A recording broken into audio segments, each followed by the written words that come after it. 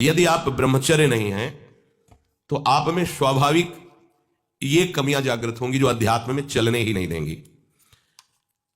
ब्रह्मचर्यहीन के लक्षण, जिन्होंने ब्रह्मचर्य का नाश किया है, अपने आप जांच लेना। उसके अंदर बार बार काम पीड़ा जागृत होगी, उसका विचार कामाशक्त होगा, पहला लक्षण। बस उसकी बार बार वृत्ति काम की आएगी, बार बार पीड़ा हृदय में काम भोग की प्रेरणा देगी। वो इतना असमर्थ होने लगता है कि आंख मिला के बात करने की भी हिम्मत नहीं रह जाती उसमें। हर समय उसके अंदर एक हीनता सी छा जाती है। वो बहुत चालाकी से अपने को छुपाना चाहता है, झूठ बोलता है, थोड़ी ऐंठन भी दिखाना चाहता है कि मैं कुछ हूं, पर अंदर से खोखला हो जाता है। ये दुर्गुण उसके अंदर जागृत होते हैं जो ब्रह्मचर्य का नाश करता है।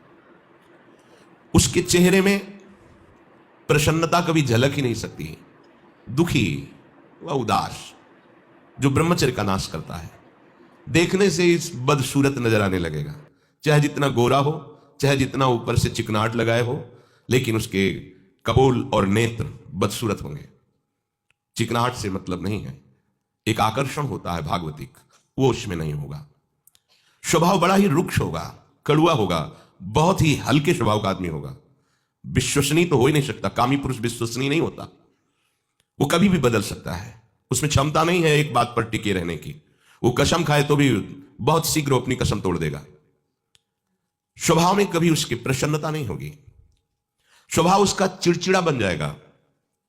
रूखा होने के कारण नाक में गुस्सा रखी रहेगी, जरा सी बात में वो बहुत क्रोधित हो जाना, अपनी खोपड़ी फोड़ने लगना, दूसरों की फोड़ने लगना, अपने थप्पड़ मारने, मतलब एक जैसे कोई विक्षिप्त आदमी, पागल आदमी, ऐसी उसकी चेष्टाओं ने चीख चीख के बोलना, माथा पटकने लगना, ये लक्षण है ब्रह्मचर्य का नाश करने वाले के। वो जीता तो है पर मुर्दे की तरह निस्तेज, उसमें उत्साह, उसमें शूरवीरता, ये सब क्षीण होने लगती है। शूरवीरता काम क्रोध आदि को सहन करना है। उसके कपोल में हल्के हल्के से सांवले दाग प्रकट होने लगते हैं, एक झुर्री सी पड़ने लगती है। यह वीरनाश का लक्षण है। आंखें धस जाती हैं और उसकी हड्डियां कमजोर होने लगती हैं, बाल पकने लगते हैं, झड़ने लगते हैं। वीर भगवान के द्वारा दी हुई वो शक्ति है जिससे भगवत प्राप्ति में बहुत सहयोग होता है। ये जानबूझकर ऐसी क्रिया करते हैं जिससे वीरपात हो। रोग न रहते हुए भी इनको बहुत सी पीड़ाएं स्वाभाविक प्रारंभ हो जाती हैं।